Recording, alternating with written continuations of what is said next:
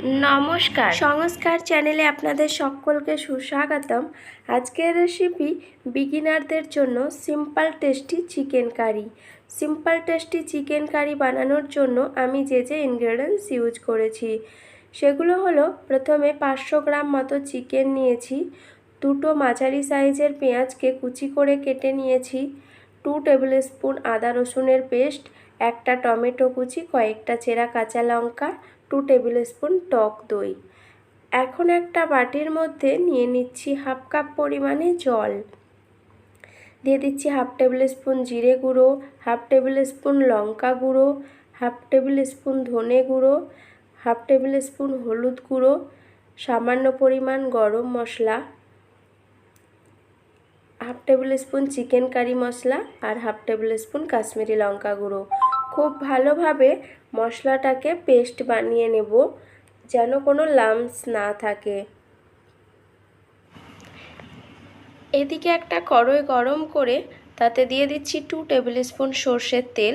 তেল গরম হলে দিয়ে দিচ্ছি গোটা গরম মশলা, এলাচ, লবঙ্গ, দারচিনি। কয়েক সেকেন্ড নাড়াচাড়া করলে সুন্দর একটা ফ্লেভার আসবে, তখন আমি পেঁয়াজ কুচিগুলোকে অ্যাড করে দেব।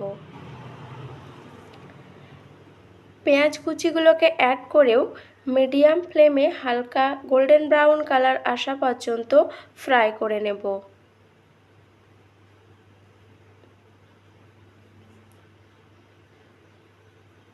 আমার হালকা গোল্ডেন ব্রাউন কালার ফ্রাই হয়ে গেছে। এখন আমি এর মধ্যে চিকেনগুলো অ্যাড করে দেব।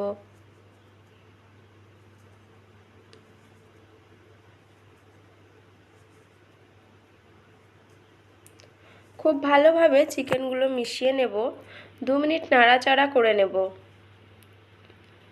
2 মিনিট পর এখানে আমি দিয়ে দেব একটা কেটে রাখা টমেটো কুচি, কয়েকটা চেরা কাঁচা লঙ্কা। ঝালটা আপনারা স্বাদ অনুযায়ী দেবেন। খুব ভালোভাবে আবারও মিশিয়ে নেব। এখন এর মধ্যে দিয়ে দেব 2 টেবিল স্পুন আদা রসুনের পেস্ট।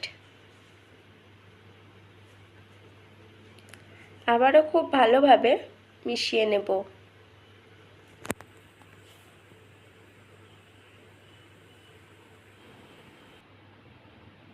আদা রসুনের পেস্টটা খুব ভালোভাবে মেশানো হয়ে গেলে আগে থেকে যে গুঁড়ো মশলার পেস্ট বানিয়ে রেখেছিলাম সেই মশলার পেস্টটা এখন এর মধ্যে অ্যাড করে দেব। খুব ভালোভাবে নাড়াচাড়া করে নেব। বিগিনাররা বুঝতে পারে না কতক্ষণ মশলা কষতে হবে, কিভাবে কষতে হবে। এই জন্য মশলা দিয়ে খুব ভালোভাবে নাড়াচাড়া করে নেওয়ার পর দিয়ে দেব এখন স্বাদ মতো লবণ। খুব ভালোভাবে মিশিয়ে নিয়ে এটাকে লো ফ্লেমে 2 মিনিট মতো ঢাকা দিয়ে রেখে দেব।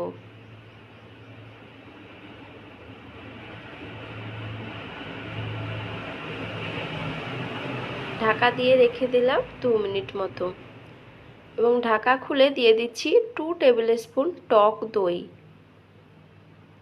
টক দই দিয়েও খুব ভালোভাবে আবারও নাড়াচাড়া করে নেব। নাড়াচাড়া করে লো ফ্লেমে আবারও 5 মিনিট মতো ঢাকা দিয়ে রেখে দেব। 5 মিনিটের মধ্যে একবার ঢাকা খুলে নাড়াচাড়া করে দিতে হবে। ফিরে আসলাম 5 মিনিট পর। এখন আবার ভালো করে মশলাটাকে নাড়াচাড়া করে কষিয়ে নেব। মিডিয়াম টু লো ফ্লেমে আর 5 মিনিট মশলাটাকে নাড়াচাড়া করতে করতেই মশলা থেকে তেলটা আলাদা হতে শুরু করবে। আমার চিকেনে মশলা থেকে তেলটা আলাদা হতে শুরু করেছে। এখন আমি এর মধ্যে জল অ্যাড করে দেব। গ্রেভির পরিমাণ কম বা বেশি রাখতে চাইলে জলের পরিমাণ কম বা বেশি করতে পারবে। জলটাকে হাই ফ্লেমে ফুটতে দেব।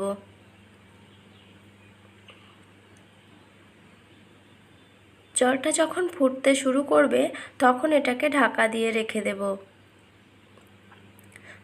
10 থেকে 15 মিনিটের জন্য লো ফ্লেমে ঢাকা দিয়ে রেখে দেব। ফিরে আসছি 15 মিনিট পর। আমার চিকেন কারিটা একদম রেডি হয়ে গেছে। এখন দিয়ে দেব ফ্রেশ বানানো এলাচ আর দারচিনির গুঁড়ো। এর বদলে শাহি গরম মশলাও ব্যবহার করা যেতে পারে।